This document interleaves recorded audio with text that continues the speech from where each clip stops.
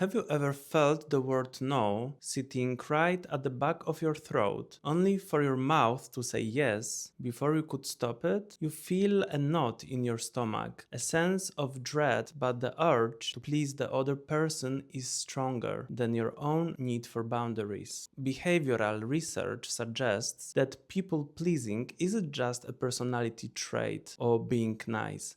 It's often a deeply ingrained survival strategy. In psychology, this is known as a maladaptive coping mechanism. It's the brain way of ensuring safety by prioritizing the needs of others over our own. Today, we are diving into the hidden mechanisms of why we can't say no. We will explore the neurological roots of the fawn response and why your brain sometimes treats a social no as a threat to your very survival.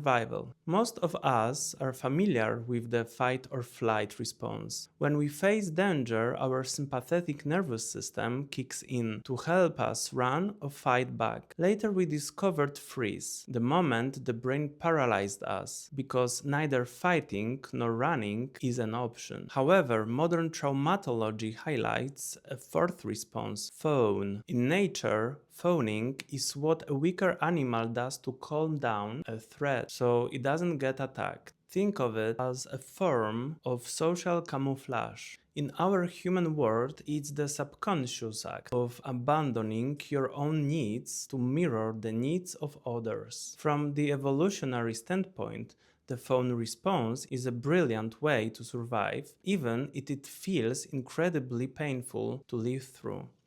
If you cannot fight and you cannot run away, your brain chooses appeasement.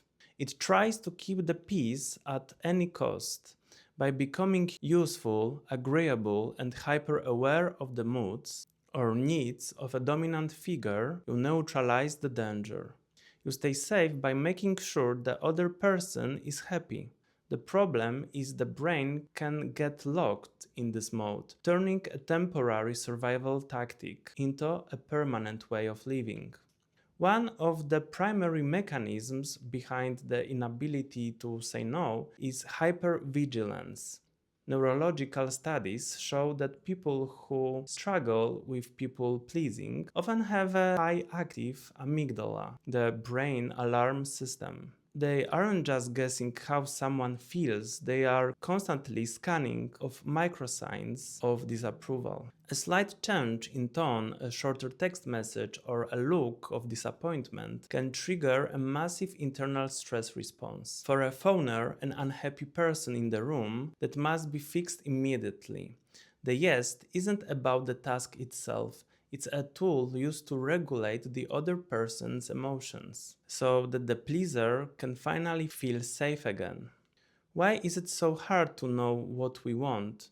In development psychology, this is often linked to a lack of self-interception. When a person grows up in the environment where their safety depended on reading the moods of a parent or caregiver, they learn to tune out their own internal signals. Their brain actively mutes their own hunger, exhaustion, or frustration because those feelings are inconvenient for the goal of keeping the peace. Over time, this creates a disconnection glitch.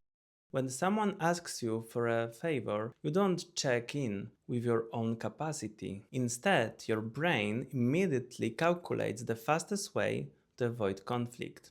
You say yes because in that moment, your own needs aren't even audible to you.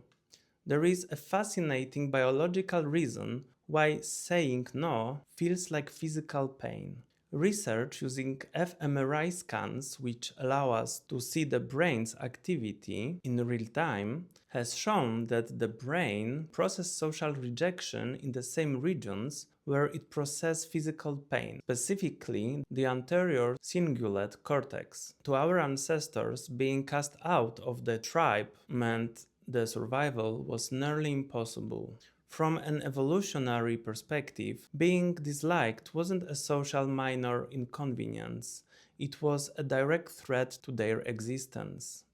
When you struggle to say no, your brain is experiencing an ancient error. It treats a coworker's slight annoyance or a friend's disappointment as if you are being exiled from the tribe. Your nervous system is screaming danger over something as simple as weekend plans you don't want to attend. It's important to recognize that people pleasing is a form of control. It sounds harsh, but by trying to control how others perceive us and how they feel in order to manage our own anxiety, the shift happens when we move from the fawn response to authentic agency. This requires retraining the nervous system to understand that conflict is not a threat to survival.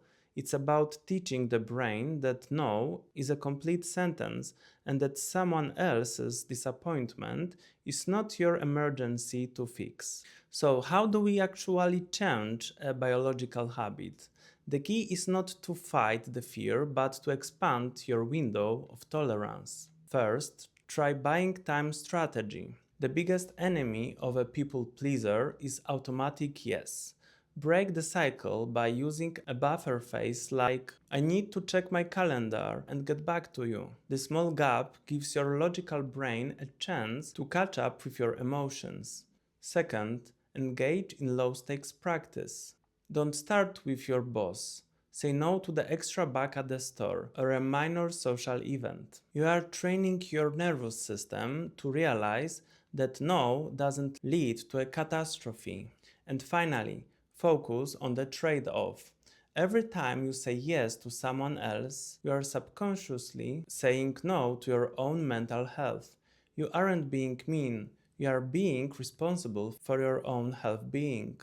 As we have seen, the inability to say no isn't a lack of willpower, it's a deeply rooted biological mechanism designed to keep you safe. But while it may have protected you in the past, it might be the very thing holding you back today. I'm curious. Do you recognize the fawn response in your own life, or do you see it more in your professional relationships? Let me know in the comments.